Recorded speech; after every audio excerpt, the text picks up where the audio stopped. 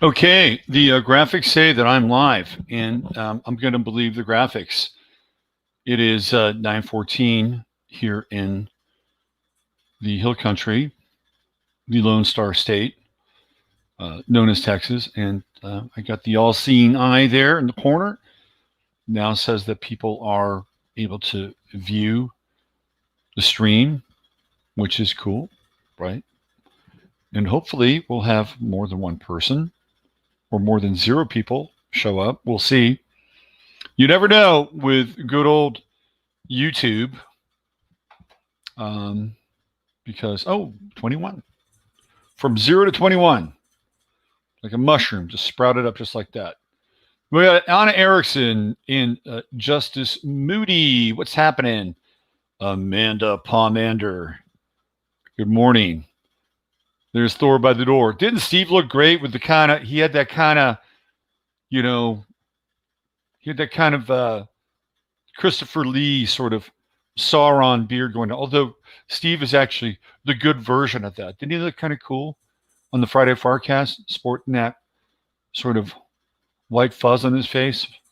Very cool effect. Steve is our resident Sauron. The good version. He's the good version, right? Let's see. We got Susan Frank Bry. Up 77, Laura D, Sandra Wells, what's up, cuz? Denise Woolsey, Uncle Glenn, what's going on, brother? Teresa, still waiting to hear from your son. I'm available, and it's a good time to kind of reach out so we can set that thing up. Let's see. There she is, Cheryl Lochavo. Cheryl Lochavo in the house. He looks awesome, Steve. He's absolutely. He's got that kind of mythic effect going on. Rita Perea, the difference maker, is in the house. What's going on, Rita? Good to see you. Let's see. Could I hire you as a fantasy football consultant? You probably could. I've helped people win, by the way. I remember one time I was at this bar hanging out here in Fredericksburg, and this gal had a fantasy football team, and I said, do this, do this, do this, do this, do this, make this trade, claim these people off waivers. She did it, and she started crushing people. Let's see. Lils is here. There's Tamara Garth. Ryan, the introspective woodworker. That's a good thing to be. It's a very good thing to be. If you were an extroverted woodworker, that might not work so well. You need that introspection to do the really good woodworking. Trust me on that. So you got that thing covered. There he is, Papa Mike. Papa Mike is in the house. Woohoo! Natasha Lloyd. Up in the Eagles perch. There she is, Miss Techno Brat. Just watching last night's show. Man, that was kind of a long show, wasn't it? I lose track of time. They say that when you really enjoy something, you lose track of time. And I have to agree with that. Nicholas Grimm. Nicholas, I got your email. Right after this show is over, you and I are going to connect, and we will set something up. You have my word. There she is, Christine Muse. What's going on? Christine, I love your new picture, by the way. Fantastic picture. Rocking the full face thing. Let's see. There he is, my man, Maury Demers. Maury will be at the event. Maury's kind of a star. He is kind of a star. He is. He's kind of a star. He's like Charlie Tuna. Charlie Tuna. It was in the Star, part of Chicken of the Sea. And Maury is a Pisces rising, so Charlie Tuna suits him. And like, Danica, what's going on? And there's Judy. There's another star who will be showing up here in the Hill Country in a few weeks. Really looking forward to seeing you again, Judy. Danica Rose, coming to us from the far northeast corner of the North American continent. Sundance 73 from Australia. I got some disturbing footage, Sundance. I'm sorry. It's got to be played. We have to exercise the Damons. And speaking of stars, look who's here. There he is. He's back. He's back. He is in his element right here. The Astro Cat. Should we get him on Astrocam? Should we get him on Astrocam? There he is. Look at that face. Look at that face. The Lion of the Hill Country right there. There he is. The Lion of the Hill Country. Yeah, look here. Your fans want to see you. There you go. There he is right there. Up close and personal. Jasper. It's a great face, right? Chana Miriam, what's going on? Losing time in your passion area is called being in flow. Yes. There she is, Joe Dimitri in the house. Joe was part of the webinars, the last couple of webinars. She was there. Hi, Renee. Nice to see you. I'll have those up today, and they'll be available for purchase today. And if I'm not mistaken, everybody who was a subscriber got the webinar. If you weren't there for this last webinar, I sent it to you. Okay, I sent it to you. That webinar will go on sale today. Okay, Palace Athena, sleepless in New Zealand. I'd be sleepless in New Zealand as well. Definitely. But I'm going to have my good buddy Murray. We got Maury and Murray. I'm going to have my good buddy Murray on. And Murray has written a couple of articles for my website, and he's a brilliant artist, and he's coming out with his own tarot deck. And as soon as he gets some of the images back, I'm going to have him on. He's just a super wise and deep, profound individual. And so we're going to have him on. He's in New Zealand, and I hope we can, speak freely. Let's put it that way. Mary Grether, what's going on, Mary? Good to see you. Ray Ann chimes in, good morning from LA, everyone. Burn and Ring of Fire. Mm-hmm. That's right. Frank got the webinar link. Good for you. Frank's a subscriber. So he got the link. There we go. It looks like we have some critical mass here for now. And the links to the webinar are all sorted out. Jasper, you're going to have to, if you want to go up to your little perch there, that's a good place for you. There you go. Hi, Leanne. Good to see you. Good morning. What's happening? I hope everything is right in your world up in the great state of Michigan. Okay, we got some territory to cover today, and it's going to get heavy. I'm telling you, we have some heavy sledding today. So just be prepared, all right? Be prepared for the heavy sledding. I have a graphic that I want to put up before we get going. I have a graphic. It's an important graphic. So let me prop it open here. Fast food makeup picture is gross. Oh, Tamara knows what I'm talking about. Yes. Don't spoil it for me, Tamara. That's a spoiler alert, okay? Tamara's got that Scorpio. She's got that Scorpio thing in her chart. She's on it. All right. What am I looking for? I'm looking for here we go. This is it. This is the thing now right here. This is the thing. Okay. This is the thing. So I have to play this.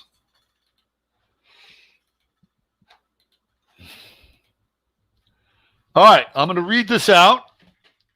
And it's warning. You are entering this video space and are consenting to the content from this point forward. This content may not meet any approved standard, communal or otherwise.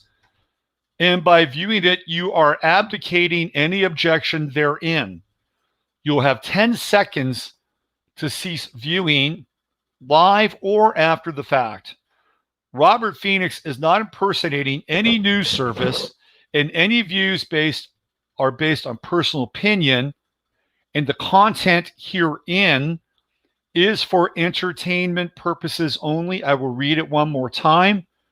Warning, you are entering this video space and are consenting to the content from this point forward. This content may not meet any approved standard, communal or otherwise, and by viewing it, you are abdicating. That means you are giving up any objection therein. You cannot object once you move forward with this video. I am telling you right now, I'm giving you an opportunity to stop watching.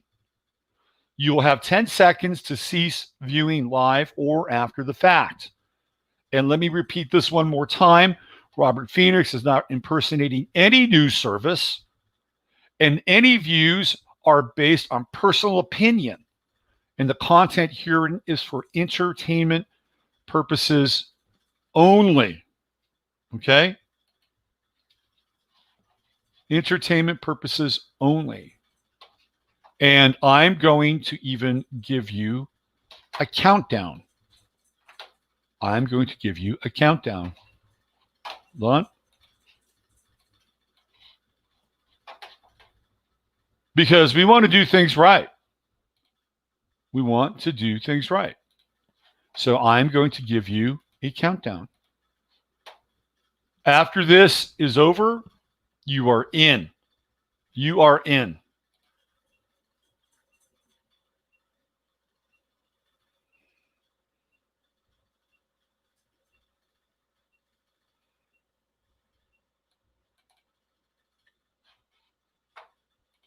That's it. That's all she wrote. You're on the spot. There we go. What is this, Epstein Island porn? Hi, Hannah. Nice to see you. Would love a Draconic Chart webinar. It is on the books. It is on the books. It's coming. I'm a fan of this consent thing. There you go. If you're in, you're in. This is nothing personal, right? It's nothing personal. I'm not saying that you shouldn't be here. This is not directed to anybody specifically, right? But you've just been given the terms and conditions. So from this point forward, guess what? You can't bitch about it because I told you that the views would not necessarily be held to any sort of standard, communal and or otherwise. And by being here now, you are consenting to this broadcast. How's that? How does that? Okay. There we go. I heard that impersonating someone on YouTube can also just showing footage of someone, whatever YouTube wants. Right. Well, I'm not impersonating anybody. And I just said that.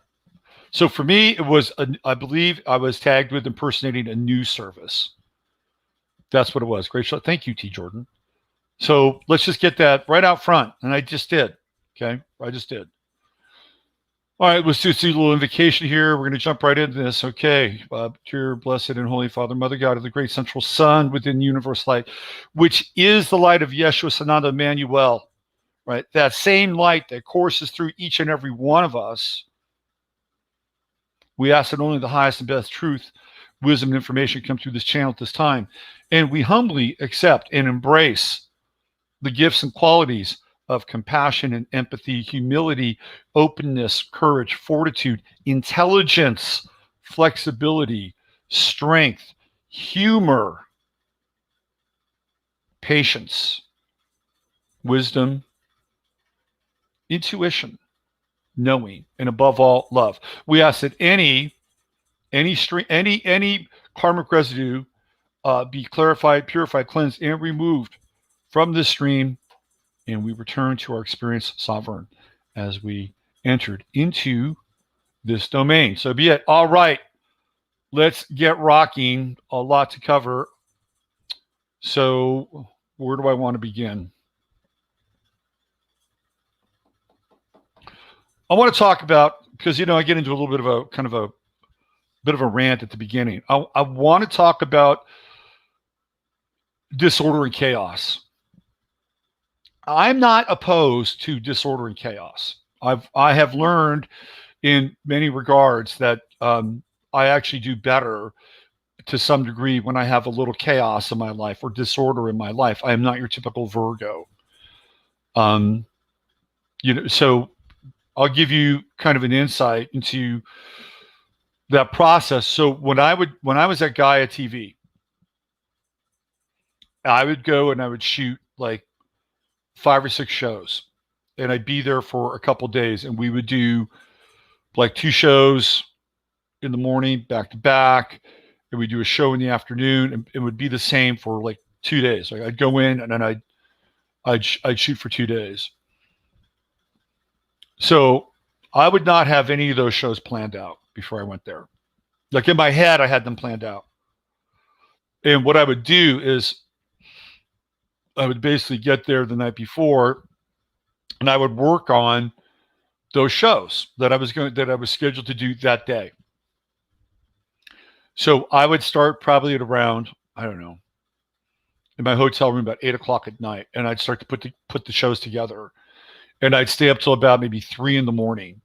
And usually they would come and get me at about 10, sometimes 11, depending upon what their schedule was. So I could work till 3 or 4 in the morning, get some sleep, and then be downstairs. And I would send everything off to Gaia. And that was for those shows that day. And I would do the same thing for the following day's content. And again, I had everything in my head, but I would wait until the night before to put it all together. So that was the majority of how I did everything there. And there's there of course there's some errors, and some of the text and some of the graphics is off a little bit, but I did all those graphics myself, right? So what you see, like the graphics, the charts, all that stuff, like I did that. Now they put it together, meaning Gaia put it together in a way that I could click on a mouse and then scroll through it as it was live. So they were responsible for that. They were responsible for the lighting, the stagecraft, the recording, the editing, right? But the writing, the content, the images, the ideas for the show, that was all me. And Jay would say, well, could you do this? Or what about this? Maybe you could think about that. And I said, okay, I'll follow the lead on that. So, but that's how I worked. I'm not great at like planning things out 3-4 weeks in advance and chipping away. It's never been my thing. I actually enjoy, sort of the potential for, a little bit of chaos or a little bit of short-term intensity. But that's just me. That's how I operate. And I like order in other areas of my life, but in the creative process world, I've never really been that way, which is why I live stream instead of sitting down and doing videos that I can edit, because it just works better for me this way. So I'm actually accustomed to chaos, for the most part. And I grew up in a kind of a chaotic environment too, which was another reason why, chaos has been an ally. But for a lot of people, chaos is not an ally. And for them, chaos is quite disturbing. And it is an unfortunate byproduct of the times that we're in, intentional and or otherwise. So one of the things that we've been witnessing, obviously, are these chaotic situations in the cities across America, the states across America, and the theoretical inability to do anything at a state or local level, because the federal government does not have the power to do that, right? This has been a big sort of chunk around, well, Trump can't do that. He cannot go in because the governors of these states won't let him. Okay? This has been a constant refrain around this whole thing. And I'm going to tell you that is absolutely positively and patently false. Because there is precedent, and there is significant precedent that is not the case. Okay? That is not the case. And I'm going to give you one very famous case around this. And it has to do with the state of Alabama. And the year was 1963. And Alabama at that time, University of Alabama, Crimson Tide, was not it was not desegregated. It was it wasn't even a segregated college. Blacks, so-called blacks, African Americans were not allowed to attend University of Alabama.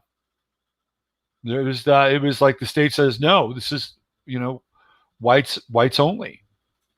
There are other schools over here that you can go to. And I think there's a UBFC school that, and I'm not advocating that, by the way. I'm just telling you that that's the way it was. And the governor of Alabama at that time was George Wallace. And George Wallace was adamant. He says, not happening.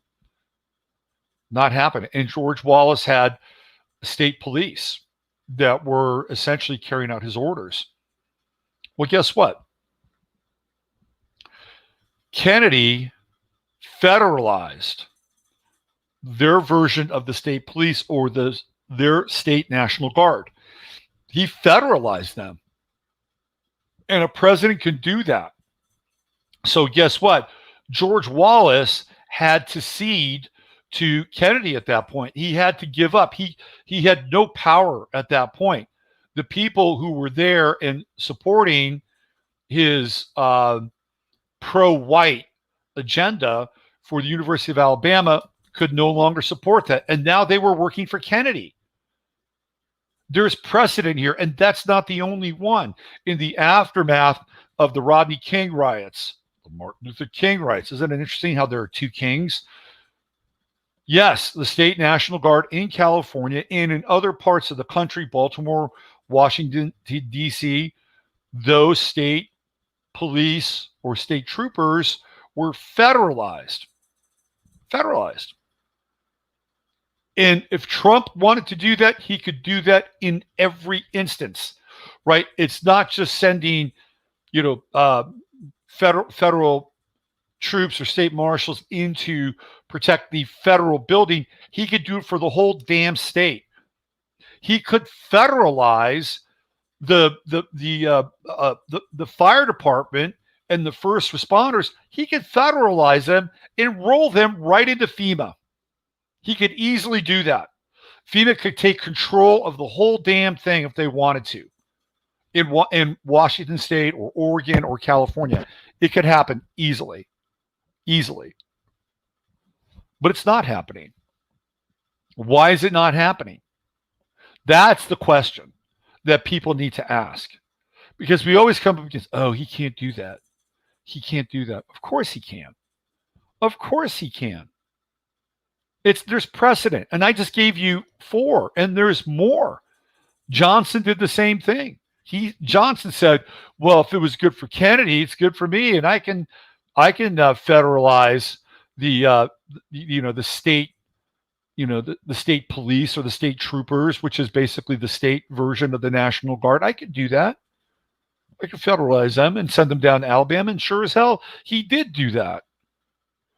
So there's plenty of precedent. Richard Nixon did it in Chicago. He did it in Chicago. Did he? No, he did not. He was not president then. He did it later. I forget where Nixon did it, but it wasn't Chicago. Because in Chicago, that was the fight for Chicago, essentially. Days of Rage. And the Weather Underground just got their asses totally kicked by the Chicago PD. So last night, I got into the Patty Hearst thing. And the reason I got into it really was to talk about this guy, Colston Wesley, the guy who essentially spoke like 10 languages, was a CIA asset, was involved in the Phoenix Project in Vietnam, came back and started to work with law enforcement and other agencies and groups in the United States. And in Southern California and in Los Angeles, he worked with the LAPD, and that's where he met Donald DeFreeze, who fit the psychological profile of essentially being a schizophrenic, paranoid personality who would be perfect to sort of manipulate and then create a group called the Symbionese Liberation Army, which is, I believe, what happened. And you have to ask yourself the question, was DeFreeze a knowing and willing kind of participant in this, or was he somebody that was being handled, or was it a combination of both? It's probably a combination of both. That's my sense. And what's also interesting is that both Donald DeFreeze, and Jim Jones come from the Midwest. So DeFreeze comes from Ohio, Jim Jones comes from Indiana, and they both wind up in California. I have a hair in my eye. Let me just try to get this out of there. I got it. I got it. So they both come to California, and they are essentially both byproducts of the intelligence agencies, both of them. So, and it's through this guy Colston Weston, who winds up teaching at Berkeley, which is an incubator of radical theory. That's what Berkeley is. It's an incubator of radical theory. And it's also really important to understand that Berkeley is situated, and I mean this geographically, Berkeley is situated literally just down the hill from DARPA. I used to live there. I used to live on the other side of the Berkeley campus and on the other side of DARPA. And DARPA's in the Berkeley Hills. So if you basically go up from Berkeley and you wind up in the Berkeley Hills, DARPA's right above it. So not only do you have Berkeley there, which is an incubator of radical thought, right?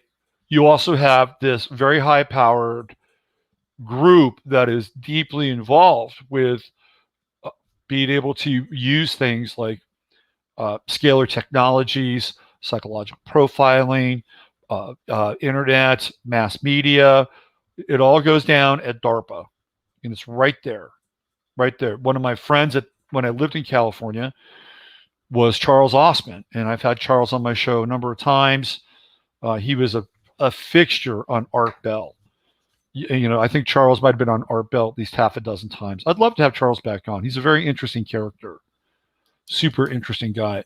But Charles had some very unusual ties, let's put it that way, that he was not allowed to talk about.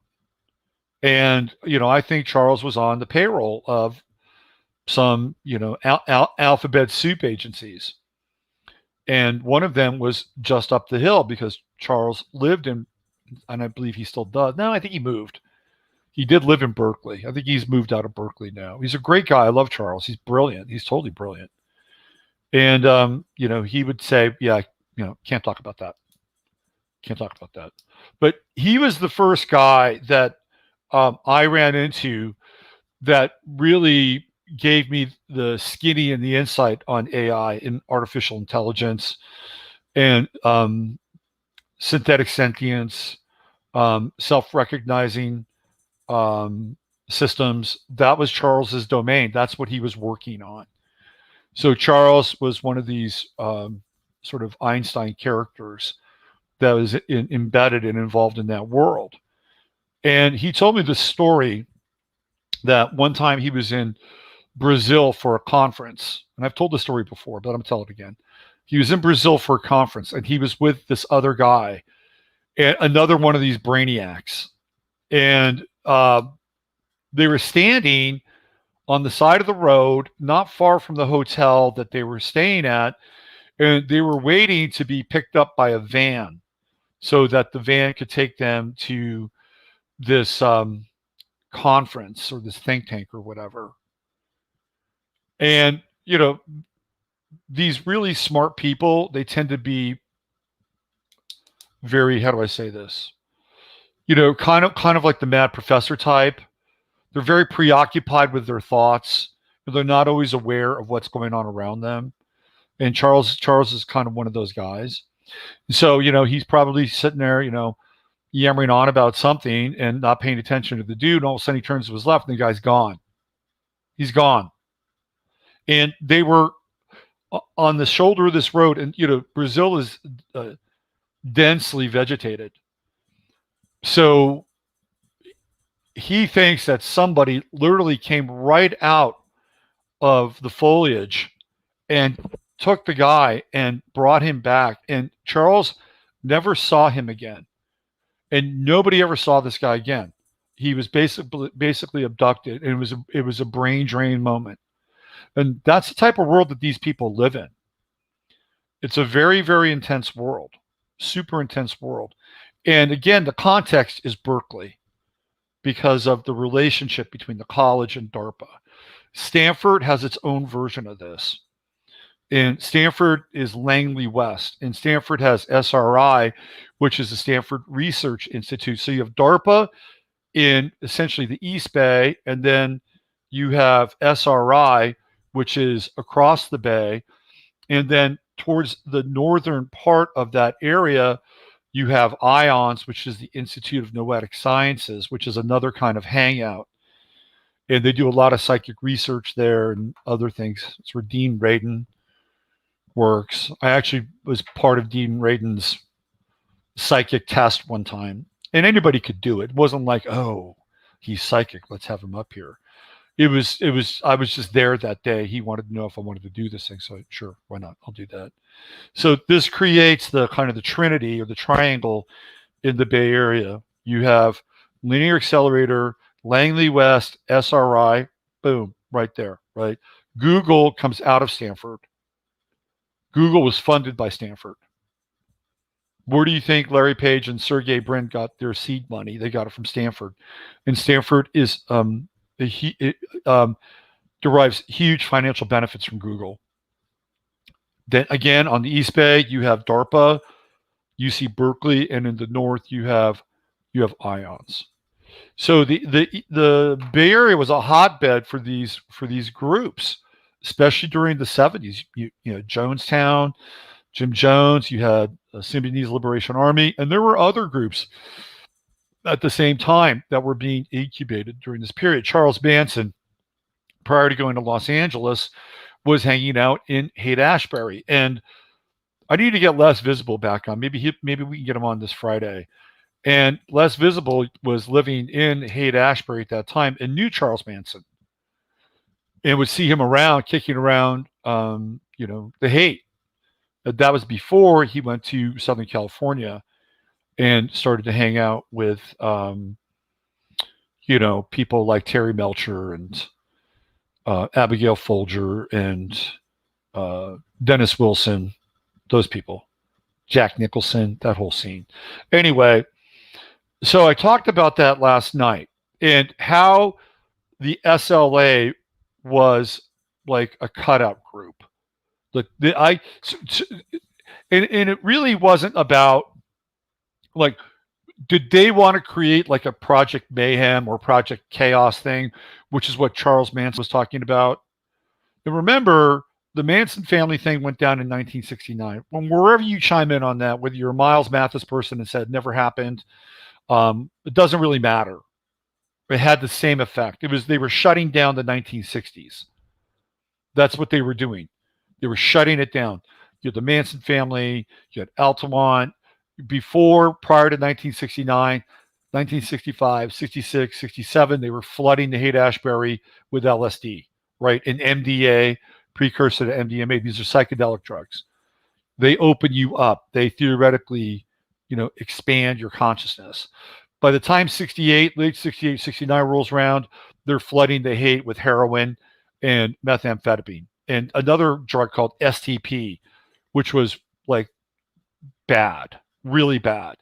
So things get very, very dark in late 68, 69. They're shutting it down. They're shutting the operation down. And then you have the deaths of all the so-called deaths of the rock stars: Jimi Hendrix, Jim Morrison, Janis Joplin, Brian Jones, Mama Cass Elliot. Right, boom, done. See ya. It's over. It's done. It's over. The Beatles, by the way, they get shut down. Their last record, Let It Be, is what, 1969. So by 1970, the Beatles are over. So this is, and then you have Manson, right? That's it. Wonderland is over. And they open up a new operation. And that operation is based on the human potential movement, which I'll get into at some point in time. So my take on the SLA is twofold. Number one, you have a Berkeley professor who works for the CIA, and he's actually running a controlled experiment. And the controlled experiment has to do with Patricia Hearst. And it's like, what can we do if we target an individual and we flip them? Like, what are the techniques that we could use to flip that individual? Which is essentially what they did. And Patty Hearst grew up with a silver spoon in her mouth. She's not incredibly rich. Like, her family had money, but it wasn't like, there were a number of people in the Hearst family. So those Hearst assets were spread out over a number of different family members. So it wasn't like they were a direct descendant from the original Randolph Hearst.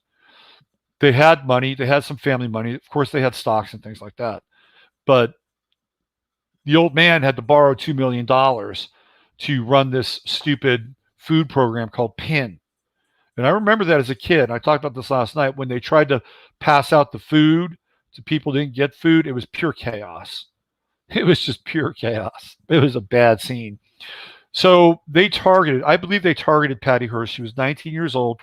She was at UC Berkeley, and she was being radicalized. And it was through Colston Weston, who I believe was working. I think she was either taking his class, or somebody had gotten into Patty Hearst's inner circle to kind of flip her a little bit.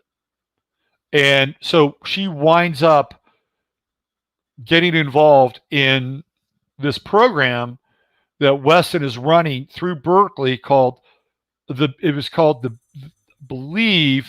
BLA, the Black Liberation Army, or the Black Liberation Association. And I would say it is a precursor to BLM. So what happens is that she winds up going to Vacaville, and which is a state prison.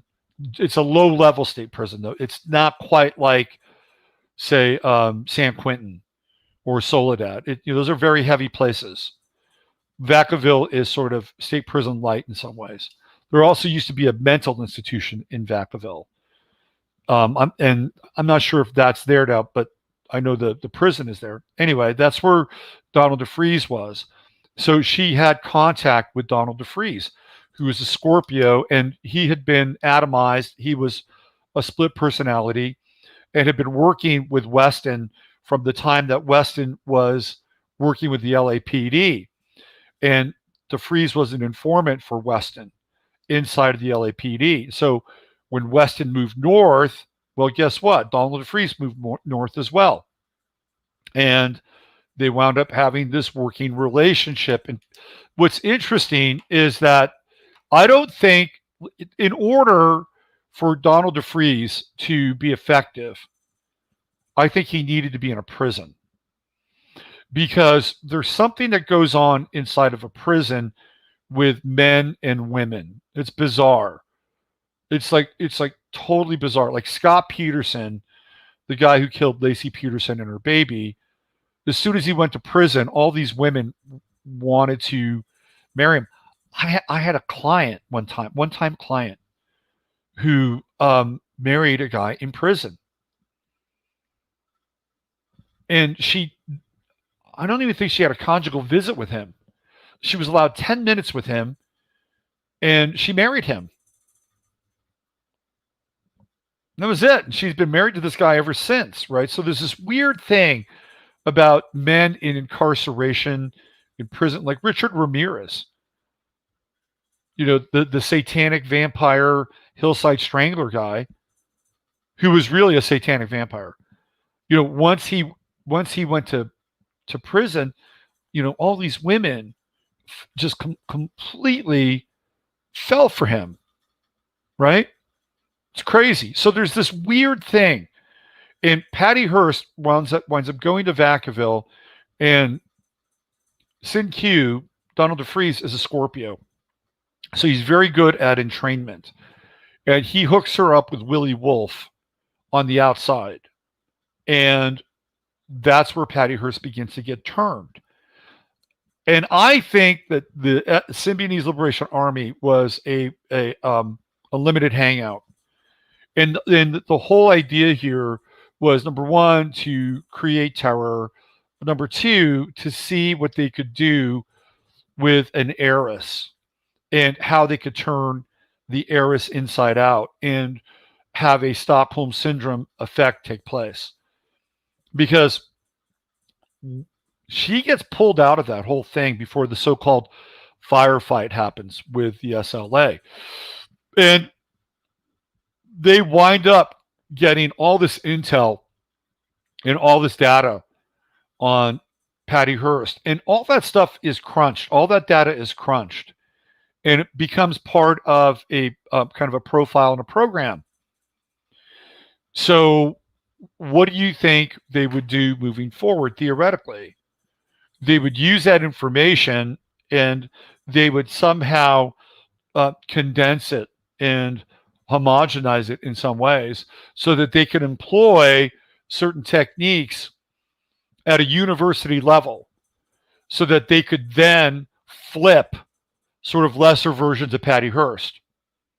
And now you have a whole generation of young people, particularly women, who wind up becoming radicalized. So I think that was part of the experience, the radicalization of way upper middle class, not filthy rich, but way upper middle class heiress. And then once they were able to do that, gather all their info, everything else was like, do you think that the SLA was going to be allowed to, run the revolution? You think that was going to happen? Do you think that was really, the answer to that is patently no. No, it wasn't going to happen because the FBI had infiltrated the Weather Underground and made their lives a living fucking hell. And they hounded the Weather Underground, from the time that they became seriously radicalized. Larry Grathwold, who was working for the FBI, infiltrated the Weather Underground. So they were always harassing them. They were entering into their spaces. They would ransack their apartments. Their phones were tapped. The Weather Underground knew this. So they became more and more paranoid. They became more and more kind of disconnected. And then this period of time goes on. And for a long period of time, say, they get really cranking and cooking around 1969. Well, actually, it was when they dethroned SDS, which is, I believe, 1968, in the lead up to the Democratic Convention. So the Weather Underground takes over the anti-war movement. It literally sees it from SDS. So that goes on until the early 70s, around 75 or so. But by that time, they are very much underground, assumed names, and they had to come in from the cold. And there was this one member of the Weather Underground, I forget her name now, and she basically was cut out, because they got so paranoid that they couldn't trust people. They didn't know who was who or who was infiltrating them, and everything was about codes and signals, and eventually they just whittled down their core group to about 4 people. And that woman, that was like a big deal. You would say, oh, that's not a big deal. But they were getting money. Like if you were involved with Weather Underground, you were basically getting some kind of money to subside or to have a subsistence and live, right? And when that was gone, you were fucked. And you had about a 3 or 4 year work history with no history at all. So if you wanted to apply for a job, and they said, well, gee, what did you do for the last 5 years? Well, I robbed banks and blew up government buildings. So it was a big deal if you got excommunicated from that group. Your lifelines were cut off. So there's no way that the Symbionese Liberation Army was going to be allowed to run this stupid ass revolution. It was a limited hang. It was a total limited hang. And we move forward now, right? And here we are, Antifa and BLM, and these are the sort of the apex of all the planning, all the intel that has gone on from the early 60s and the beginning of CPUSA really taking hold of a lot of these groups and organizations. By the way, CPUSA is connected to groups like Skull and Bones, where they have members on the left and the right, right? They are. So they've taken all this information, all this intel, all this knowledge from the SLA to Jonestown to the Weather Underground to the Panther Party, which had been infiltrated by COINTELPRO. And now we're seeing the collation of all this information being played out, right? So this is like the master's thesis of sort of all the intel operations that have been run up until this point. And there are new players in the mix as well. There are corporate players. There are also international intelligence agencies that were involved in this. At one time, they weren't necessarily that closely aligned and involved, but they are now. And this is what we're seeing. So I'm going to show you some stuff. Okay, I'm going to show you some stuff that will give you some insight into what I'm talking about. So the first thing that I'm going to show you is, if I can find this.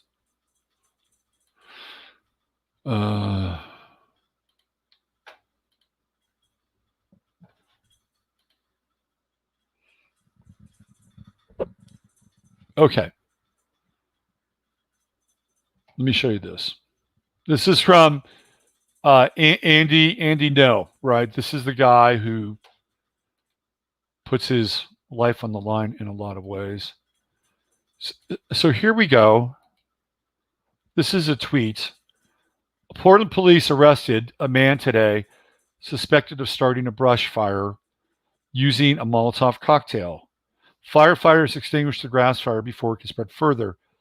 Domingo Lopez, 45, was arrested. He was quickly released on bail. Let me zoom in on this.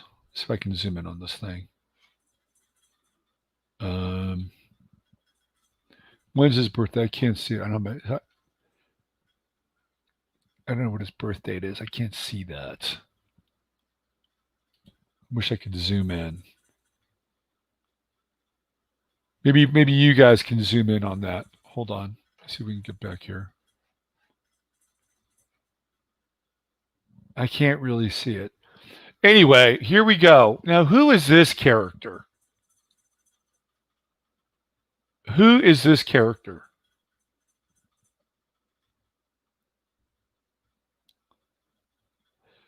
Within hours after being released for allegedly starting a brush fire in Portland using a Molotov cocktail, he started 6 more fires. He's been arrested again. Who lets these people out? Now we got more action in Lancaster. Let's see if we can make this. Is that his date of birth right here? Is it 8/30/70? Domingo Lopez. Released on own recognizance. Now, who is this character? Really, who is this character? Is his name really Domingo Lopez? Is he really Hispanic? We don't know. We don't know. And who is he?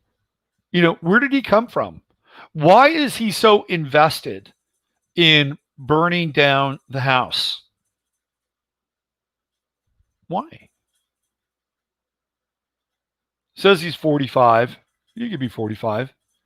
Looks a little older than 45. I'll tell you who I think this guy is. I think this guy's a Cuban national. That's who I think he is. I think he's a Cuban national. He's either a Cuban national. Now, he's not MS-13.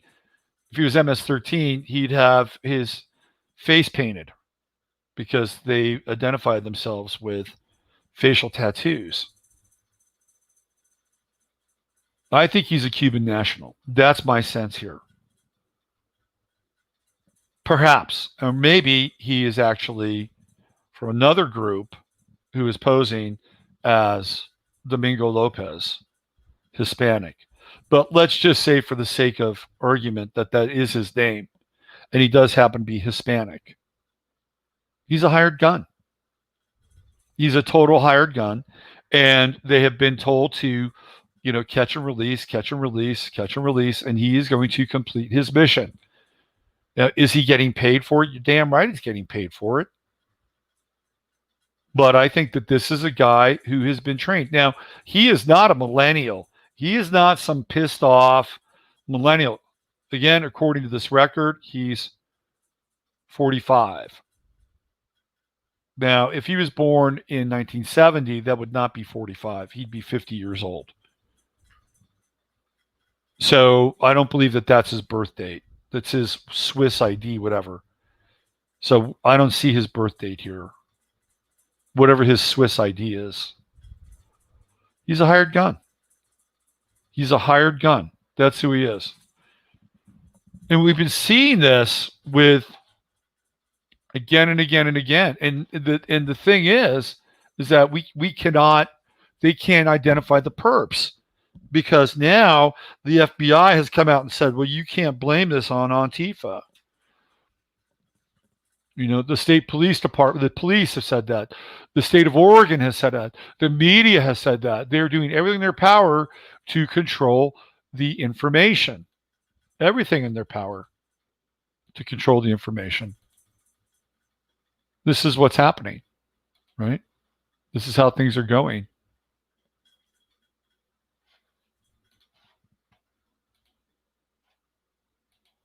There's this other, let me show you this. Hold on a second. I want to do something else here real fast. I have a picture I want to show you before I play this video. And the reason I'm doing this is because I'm doing my best to make a case that what we're witnessing is not what it really appears to be on some level. Okay?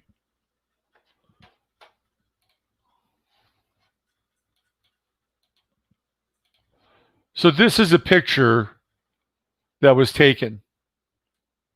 And this is on Antifa essentially dressing up as firefighters so that they can gain easy access to restricted areas. How about that? So who are paying for these uniforms?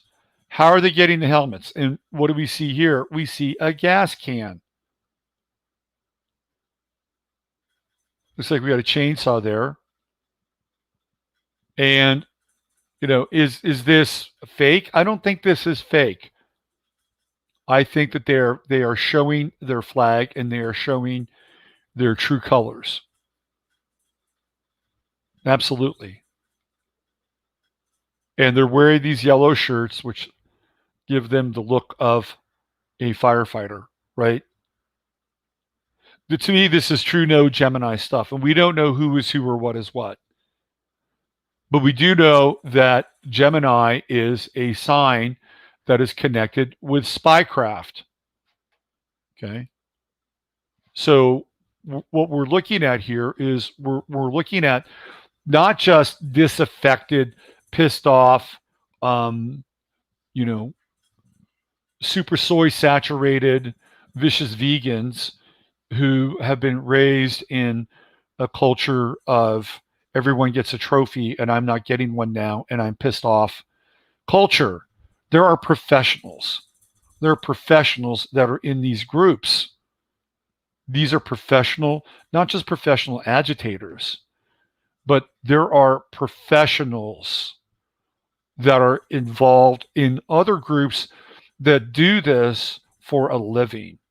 And they work for other groups that do this for a living. And their job is to create destabilization around the world. That's what they do for a living. And normally it's in places like, I don't know, Angola, uh, Somalia, the Sudan, Libya, Afghanistan. They're here now. They are here now, and they are actively engaged in the destabilization of this country. And in order to really understand that, you have to wrap your head around the fact that these agencies, the various agencies, are involved with them. They could crush this in a minute if they wanted to, easily. And I just showed you precedent. Trump could nationalize all these state troops. He could do it easily. He could nationalize them, federalize them. He could deputize them. And they would do whatever he said. That's not happening. Why? Why is that not happening? In some cases, he's done it. Like I think he had to do it in Wisconsin. And finally, after Kyle Rittenhouse and then finally sending these troops in, it happened. But when we went into COVID world, there was this kind of idea that the states were going to take care of everything. I'm going to let the states handle this, right? And that psychology, that mindset bled into the riots. It totally bled into the riots. And it became sort of this miasma of boundaries and leadership. And a precedent had been set with Corona, COVID-19, that the states were going to handle it on their own. And so when it came time, when the shit hit the fan, the same kinds of rules and conditions, terms of engagement were applied. But the two are mutually exclusive. They're mutually exclusive. Absolutely. Even look at like what happened in New York. Trump went in and he sent the Army Corps of Engineers in, and they built, this tent for all these people to, go and be rescued and saved from this nasty coronavirus. He did that. He totally did that. Did Andrew Cuomo stop him? Did Bill de Blasio stop him? And no, they didn't. Did he federalize Ford Motor Company to start cranking out ventilators? Sure he did. Did those ventilators wind up in all these various states? Of course they did. Did the governors of those states stop and reject those ventilators? No. So we can see that there's precedent here. There's total precedent. And if they wanted to, they could end this thing in a heartbeat, but they don't. So you have to ask yourself the question, why? Why? Well, number one, it is politically advantageous for Trump to allow these things to happen so that people can connect Antifa and BLM with Joe Biden and the Democrats. And based on these poll numbers, if you can believe them, it seems to be a strategy, and a cynical strategy that is working. Very cynical strategy, but it's working. It's tilted the playing field. That's what's happened. But it's not. I'm not a fan of it. Too many businesses are being torched, destroyed. Too many lives and livelihoods are being ruined. Power off. That's my speaker.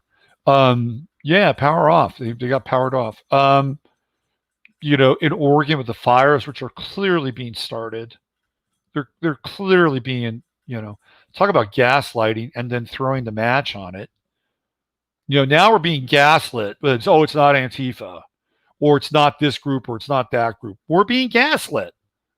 We're being told that this is not the case. Jerry Nadler's biggest fucking gaslighter, when he was asked about Antifa, it's not happening. These are peaceful riots. These are peaceful protests. He knows. He's not dumb. You don't get to stay in power for that long by being dumb. Trust me. So they could stop this in a heartbeat. It's a very dangerous game that's being played. Very dangerous. Extremely dangerous. So why isn't it happening? Well, number one, we know that there is some level of political gain. Number two, it is part of the deconstruction of the United States. And when you get into deconstruction, when you invoke chaos, chaos has its own sort of life, right? It has its own energy in a lot of ways. And, part of, cleaning out the place is if you go through your house and you really, really clean your house, there's a lot of shit that gets put into piles. And, when you clean house, it's not always orderly and neat. There's a lot of shit that you have to go through and then move around and move out. So we're kind of in that phase right now. And it's part of the cosmic cycle that we're in. But there are people that love to take advantage of chaos, right? Like never let a good crisis go to waste. The other part, and this is again the more cynical part, is that there are people who are involved in the funding and the running of these groups that would have either direct or indirect ties to people inside the current administration. And I'm just going to leave it at that. Okay? I'm just going to leave it at that. And the words are direct and indirect. So by going after them, then guess what? You may be going after a vested interest of somebody inside the administration. And one of the people that pops into my head is Steve Mnuchin. And Steve Mnuchin is a member of Skull and Bones. He's a Skull and Bones guy. So, he is, and I'm not saying that Steve Mnuchin is involved with these groups. I'm not saying that, but we know that Skull and Bones will play both sides against the middle, and they don't care. They don't care. They don't care if they're on the left or the right. All they care about is the fulfillment of an agenda and the acquisition of power. That's all they care about. And we don't really know any of these people. We don't know who Mark Esper is. He's a guy that pops onto the scene, and now all of a sudden he's basically, running America's army. We don't know who Chad Wolf is. We see him on Tucker Carlson. He cuts a good figure in some ways, but we don't know who he is. We don't know who any of these people are. We don't. We don't know what their associations are. We don't know, who they're connected with directly or indirectly. This is all about the public trust. Right? And again, I'm not going too far afield by connecting Trump to his supporters, his financial supporters, which all have very, very deep ties to Goldman Sachs. Wilbur Ross, Mnuchin, all these people. And will Trump outfox them? Can he pull the rug out from under them? Possible. It's very possible. And from the day Trump sat on the scene and I looked at his chart, I said, you cannot trust Donald Trump. And that meant even his closest allies can't trust him, which is kind of good in some ways, right? Like the intel is that he's on the outs with Sheldon Adelson. Sheldon Adelson's moved on. You don't get people like Bill Kristol to hate you and go over to the other side again. Bill Kristol is a dyed-in-the-wool neocon. He's the guy that supported John McCain. He's the guy that picked Sarah Palin out to be John McCain's running mate, and he can't stand Trump, and he is in the oppositional camp. And I don't think that that's fake. I think that there's a there. So Trump is always the wild card here. But I am telling you that there are connections inside of that administration that are connected in ways that are not obvious and above board, which is which adds into why this has been allowed to go on for such a long period of time. Plus, it is ultimately politically expedient. Okay. Let me show you more proof here of what's going on. Check this out. Okay. This is a woman who she's in Oregon, and she happens upon, guess what? Somebody who is going to start a fire. Watch this. Get on the floor. Get on the floor right now. Face down. What are you doing in my property? Passing through, I didn't know it was property. Did you light anything on fire? No, ma'am. What are you doing with those matches on your head? I smoke. You smoke? Where are your fucking cigarettes? The only ones I have is matches right now. Did you light anything up on fire? No. What's your name? Corey Allen. You're gonna stay right there. I got the cops coming. Fine.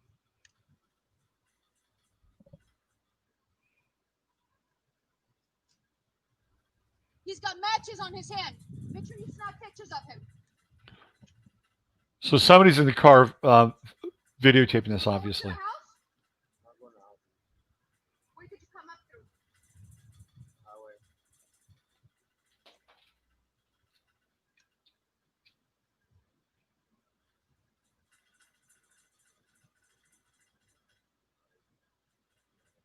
What are you doing with the lighter, with the matches? I'm smoking a cigarette on main highway. You're smoking a cigarette. That's why you only have matches on your hand. That cigarette butt. Just sit on, that's all I have.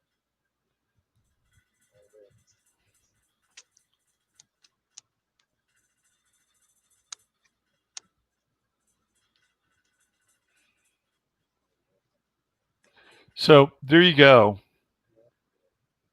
And for the rest of this video, she's really just going to keep him down until the cops come. Now, is this a fake that they staged this thing? I don't think so. We always have to ask ourselves this question. I don't think this is a fake. And by the way, it is on BitChute and not YouTube. YouTube probably wouldn't allow this.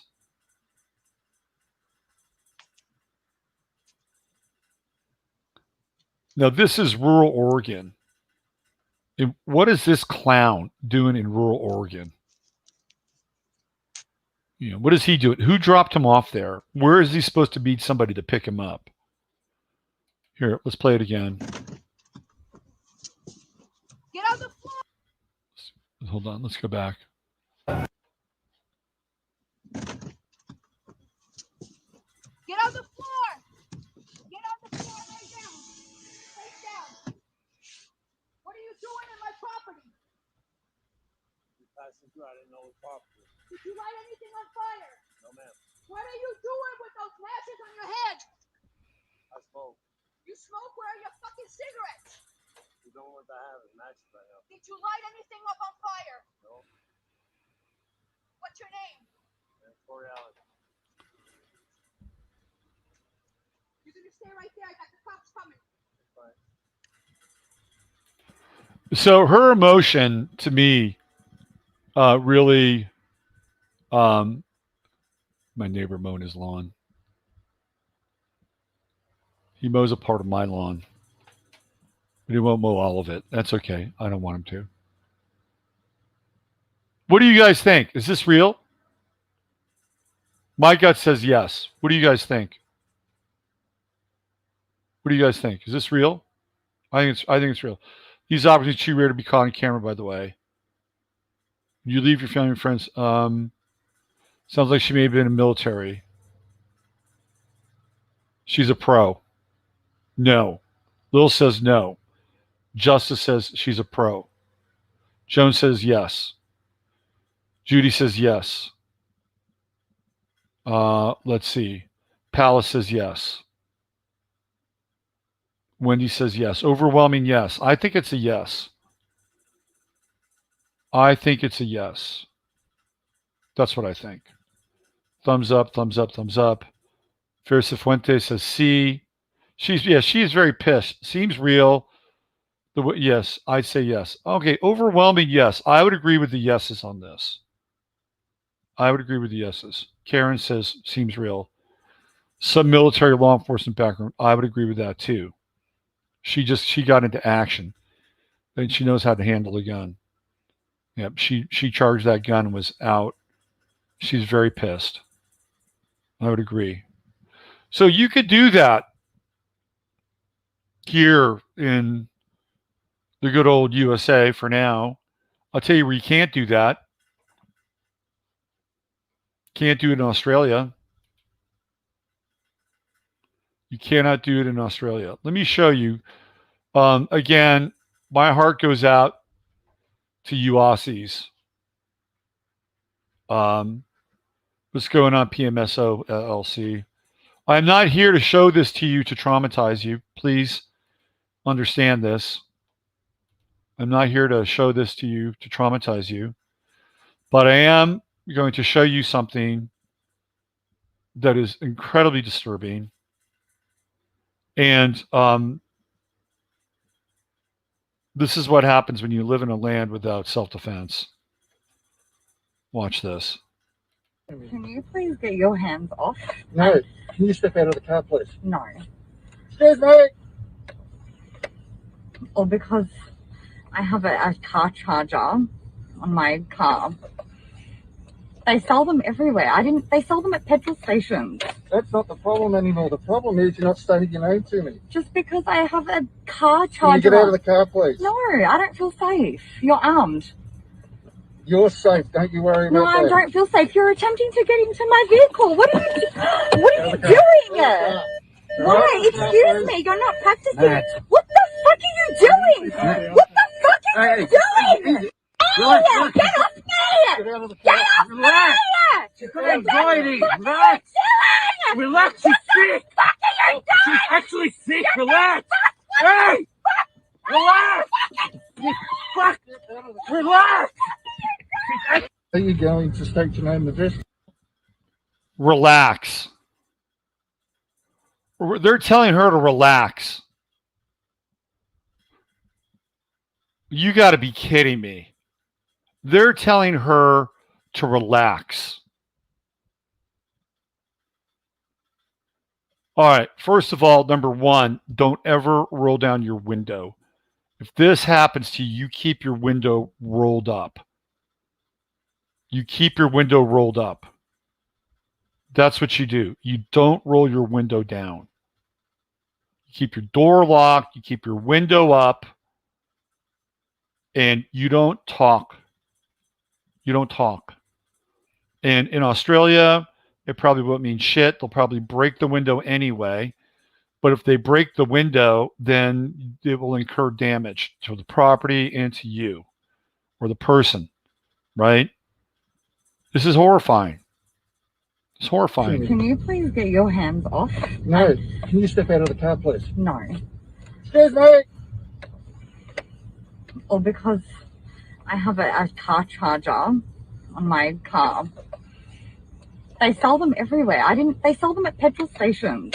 That's not the problem anymore. The problem is you're not stating your name to me. Just because I have a car charger. Can you get out of the car, please? No, I don't feel safe. You're armed. You're safe. Don't you worry about No, that. I don't feel safe. You're safe. Don't you worry about it. You're safe. Don't you worry about it. Oh, yeah. Let's see how safe she is. Attempting to get into my vehicle. What are you doing? Why? Excuse me. You're not practicing. What the fuck are you doing? What the fuck are you doing? Relax. Get off me! Get out of the Get car. off me! Relax. Oh, she's real safe, isn't she? Famous last fucking words. Don't worry, you're safe. She's got anxiety. Relax. Relax. She's sick. She's actually sick. Relax. Hey! Relax.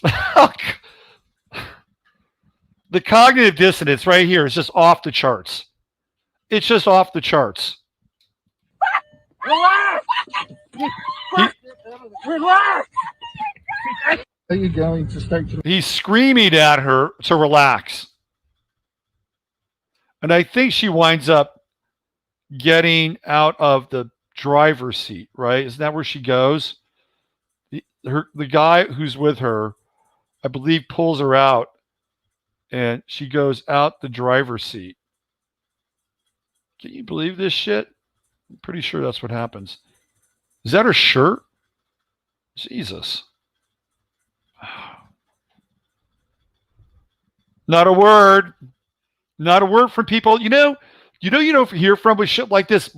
The great, civil rights leaders of the world. Bono. Like, where the fuck is Bono? He's everywhere when there's some kind of like civil rights thing going on. When there's an injustice in the world, oh, Bono's there. Where are all the great, global justice warriors? How about Bob Geldof? Where's he? Sir Bob, the man who raised all that money for basically an Ethiopian warlord. Where's he? Where are these people?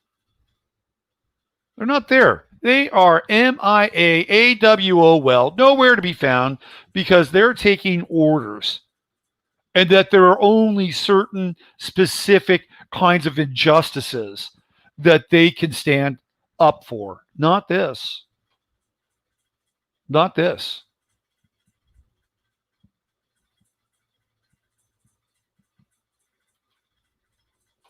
Let me show you another one.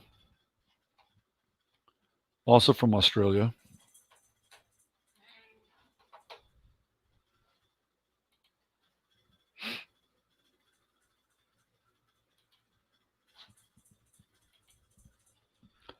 Here we go. This is how you handle. This is how you handle people that are flashing an attitude in Australia. Here we go.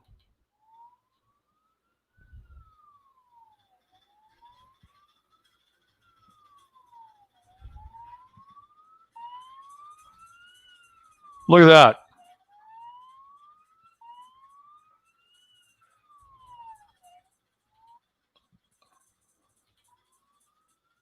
First they run them over. It's like, all right, we'll run you over. Boom, right there. And then there's your Philip K. Dick moment. This is your future. The boot to the head. What is wrong with these police in Australia? You guys, they're so fucked up. They are so fucked up. What is going on with these people? Or do they just hire psychopaths to police? Is that it? Are they under some form of mind control? Are they connected to some satanic order? I mean, what the fuck is going on down there?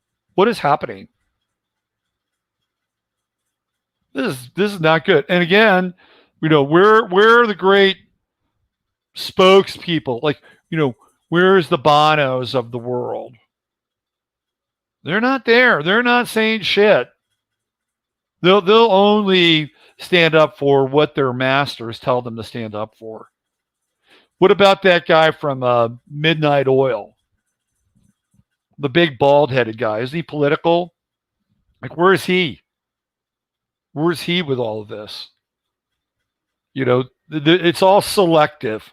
It's all selective social justice. Keep your eyes out in Lancaster, Pennsylvania now. See what's happening there. Fatally shoot a 27-year-old man. Here's another fire that's about to start.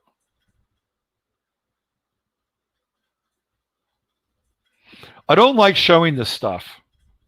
I really don't. But I have to. I don't show this to you to shock you at all. I don't. I show you to, number one, have you understand what's going on.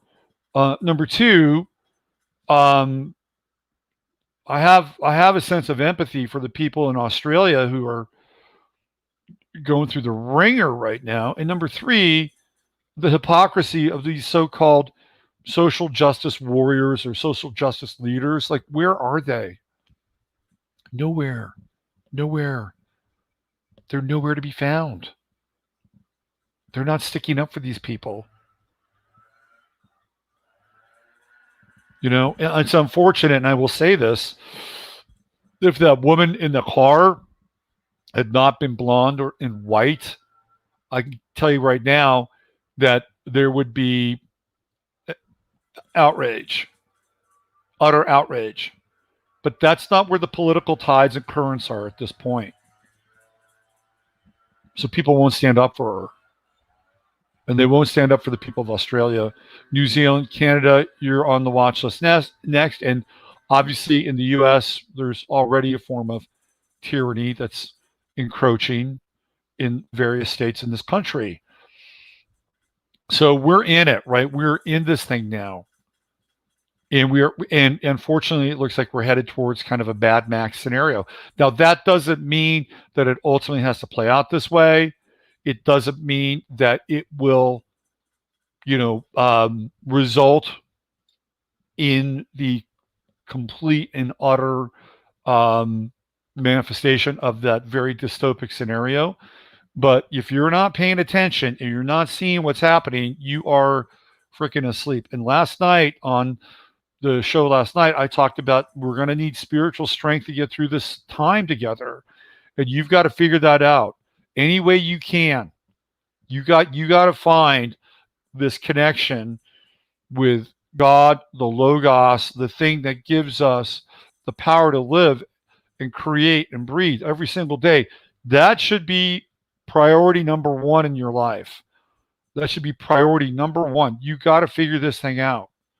And you've got to make sure that that's a part of your experience every single day. Mars is retrograde.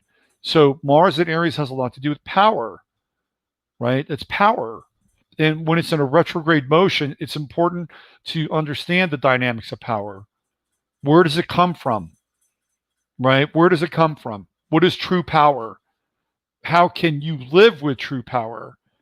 And when you do live with true power, then what are your responsibilities as a result of that? Mars retrograde is a great time to have that like inner quest. And if you feel disempowered in your life, in whatever level, whether it's your job or your family or whatever that is, the Mars retrograde is saying, go inside or find that connection. Retrace that connection to the source of power within you. So then when Mars does move forward, you will be more than ready to do that. And usually it's areas where you're weak and vulnerable, and you can do things to build those areas up. Those things you have control over.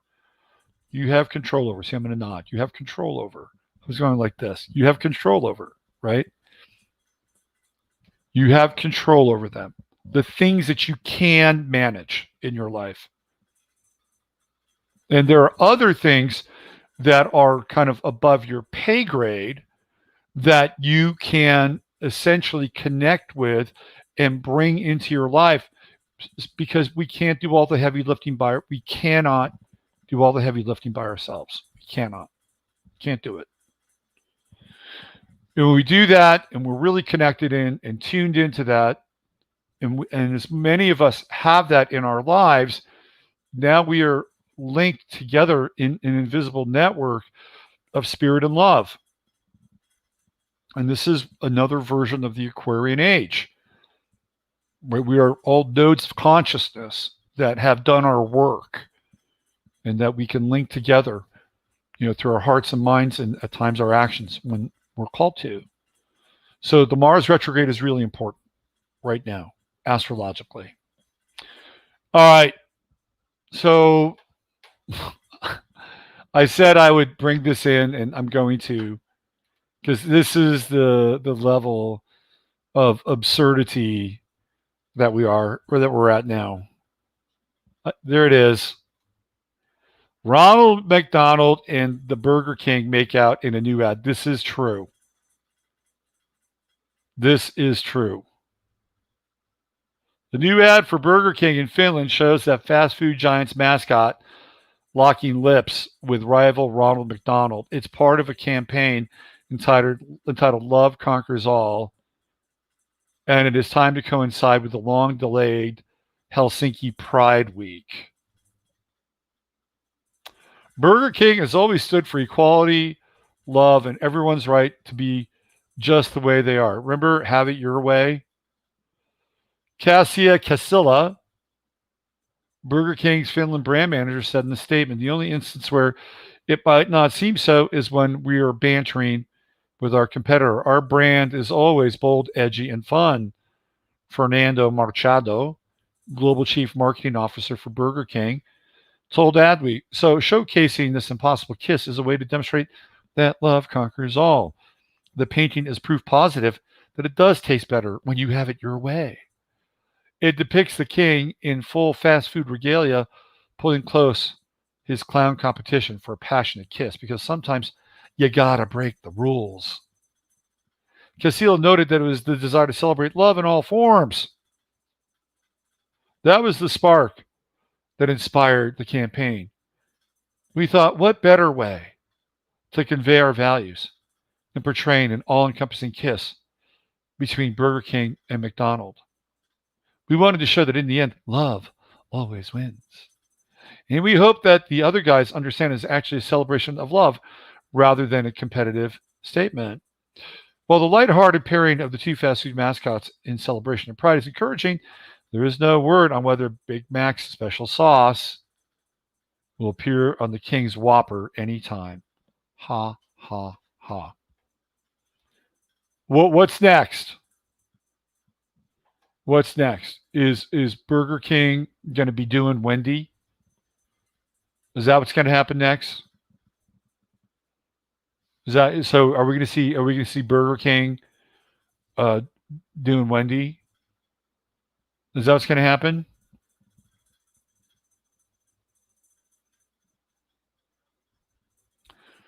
I think what's interesting about Burger King, if I'm not mistaken, let me just check this.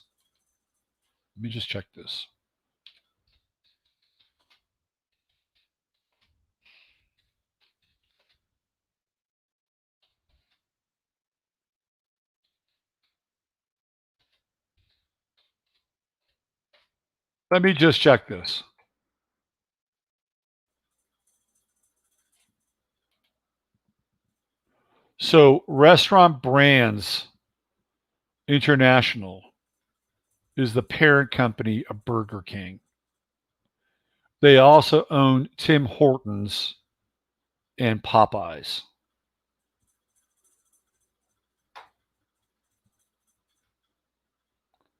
Restaurant Brands and Burger King.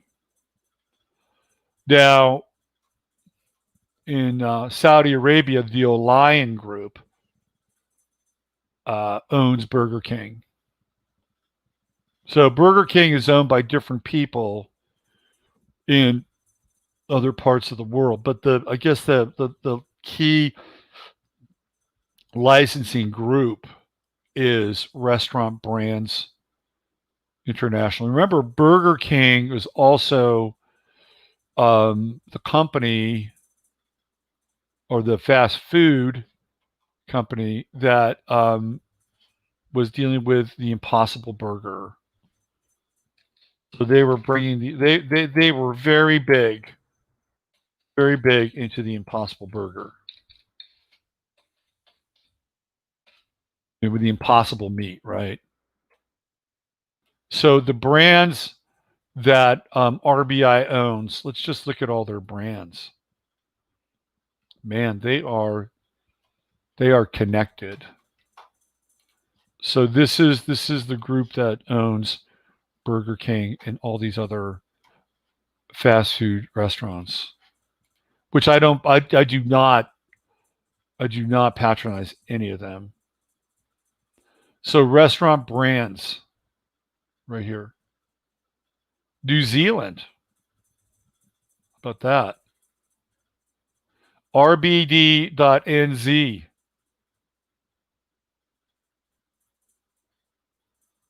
Tim Hortons, Yum, Popeyes, Burger King, Yum China, Darden, Wendy's. They own Wendy's. So they could definitely do the Burger King Wendy hookup.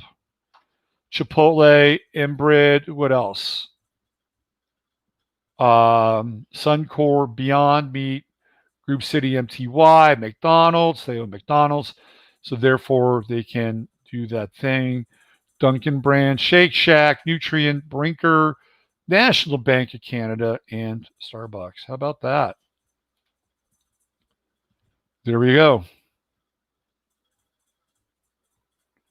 Restaurant Brands was formed to acquire shares in KFC and Pizza Hut from Pizza Co.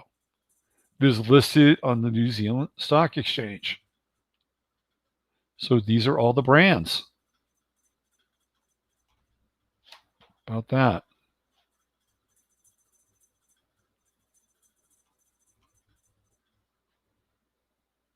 There it is. Wikipedia. Right there. Products. There it is. Starbucks. Now it says New Zealand. I don't know restaurant brands. Let's just see Restaurant Brands International. Let's see what happens here.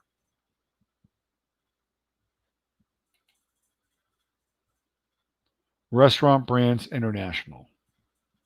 RBI. The board of directors.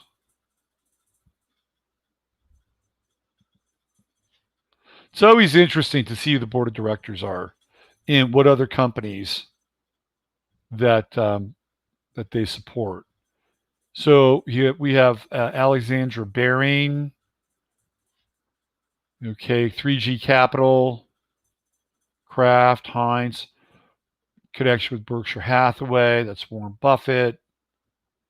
There's the co-chair, Daniel Schwartz. What do we have here? Paul Freiberg, Global, Estee Lauder, Castleton Commodities. Here's your Ali G. Hediat. Anyway, this is the company that controls everything. About Us, overview. Right. So they are multinational. This is a multinational corporation. Seems like heavy investment in Canada. And these are their brands, which we talked about. So they own Burger King, Tim Hortons, Popeyes, and more. Right? More. So there you go. It is the conglomeration of the planet. And trying to introduce this idea of the new normal. And it's really interesting because back in the day, the way fast foods were marketed was like, if you didn't want to cook dinner, it was a good night out. You take your family to a fast food restaurant. If you didn't want to cook dinner, you would bring KFC home. You'd feed it to your family, right? So everything is being inverted. And this is part of the programming that we're involved in now. And what we're up against, these are international corporations. And this is the messaging that the international corporations have all agreed upon. So they're working hand in glove, right, with the other side, which is the enforcement and the sort of the top-down trauma control of all this stuff. This is where it's at. This is where things are at. But again, in order to move through this time, and we will get through this time, you have to be able to weather the storm. You're going to need to weather the storm. It's very important. And your spiritual practice and finding that thing within you is vital. You're going to have some endurance. It's essential to have some level of endurance. You're going to have to retain your humanity. You're going to have to even go a few levels up with your humanity. You're retaining your humanity's baseline,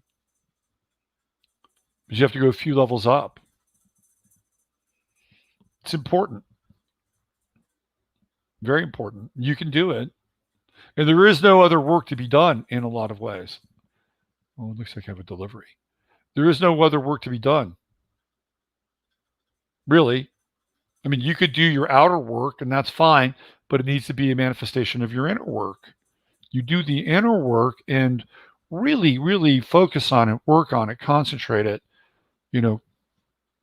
prune away so that you can be really in touch with that source. Remove everything in your life that keeps you from it. Really. Whether it's a food or a substance, whatever those things are.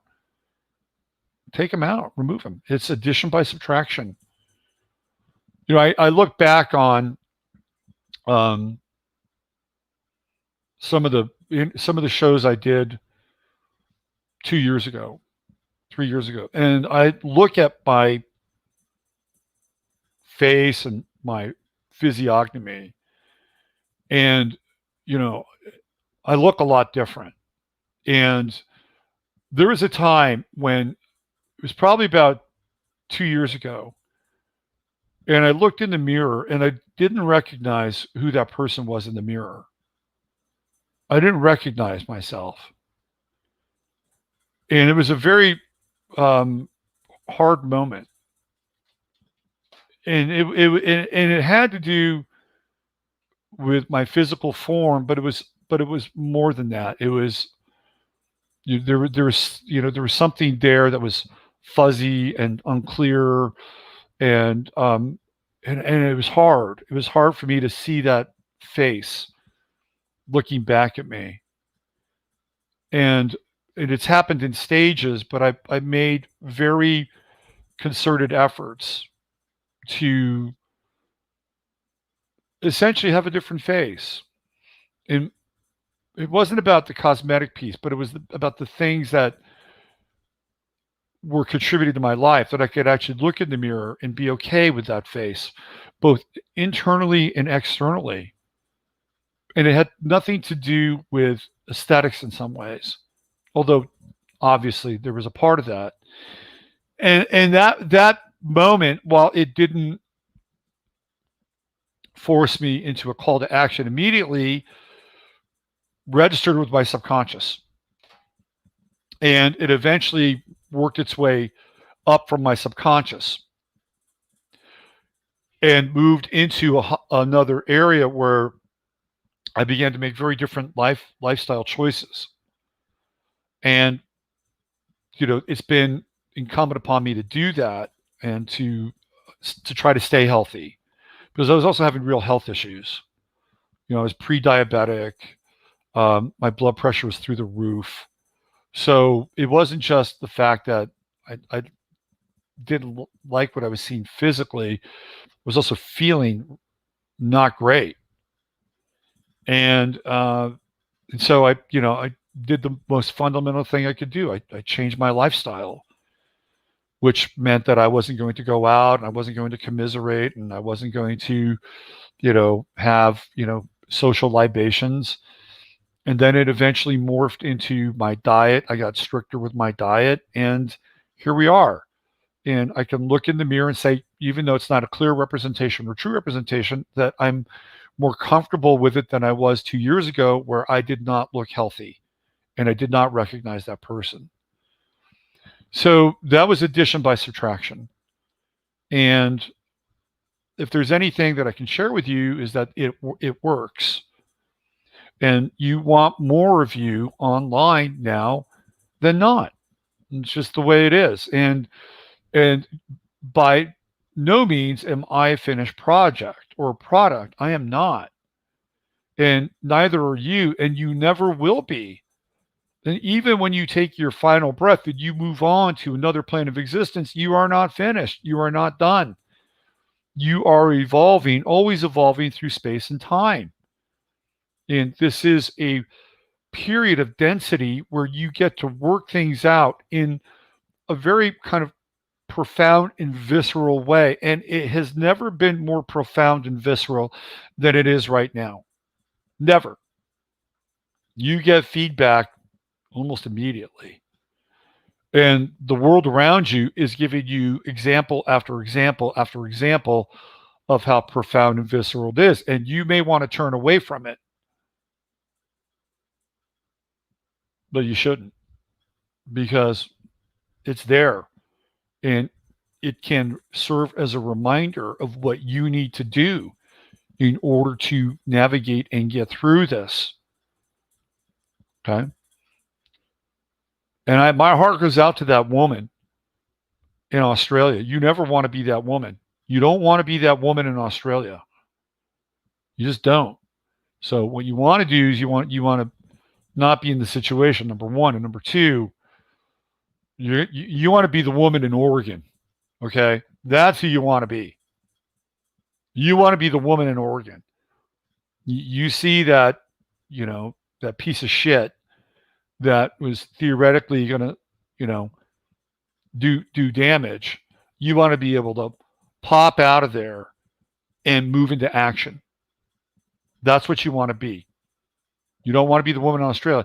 And I'm not saying that the woman in Australia, that's her fault.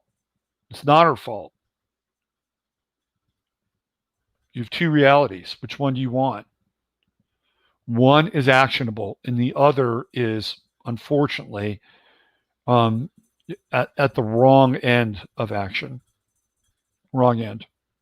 And I just want to know how long it's going to be before anybody on an international level steps up for these people. How long is it going to be? How long will it take for people to see that and say, this is not acceptable? And I'm not talking about me and you. We'll agree on that. But people in so-called power, or people that have championed themselves as, the bastion of human rights, where are they and where will they be? They need to be called out on it. You know who they are. They parade around the world. People like Richard Branson, people like Bono, they parade all around the world. What about Oprah? Isn't she like a human rights person? Isn't that what she stands for? Right? Anyway, I'm out of here. What do I need to say? I think we're good on the event. So the window for rooms has closed. If you want to attend the event and you Robert, I've just, got a message from God and I got to go. You can email me, and there's things that we can do. There are other hotels in the area that you can stay at. But I'm going to have to deliver a number to the people at the hotel for our meals and all the other stuff. Okay. So the hard drop for the rooms, that's done. If you want to attend and you just last minute, you want to go, I'll give you roughly until Wednesday, but you're probably not going to be able to stay at there are other, and people do that, by the way. Not everybody stays at the same hotel. Some people rent Airbnbs, but we all gather together. Okay. So if it's an absolute got to, have to, need to, want to, you can email me directly and we'll work something out. But Wednesday is it. Wednesday, the Wednesday it's closed. The numbers are cut off, and we'll deal with that accordingly. Okay. Thank you for being here. Kind of a longish show. It's a Monday. Usually my casual day. I have one client today and I got to reach out to a bunch of people. So thanks for your support. I'll have both webinars available for purchase and download. And hopefully by the end of the day, that'll happen. And those links will be here tomorrow. I'll put them up retroactively on last night's show. And use your head in order to discern what's real, your heart to stay open to what's possible. I'm Robert Phoenix. Take good care of yourself. Bye for now. Oh, and Jasper says bye too. You say what? Bye bye. Bye bye. Here we go.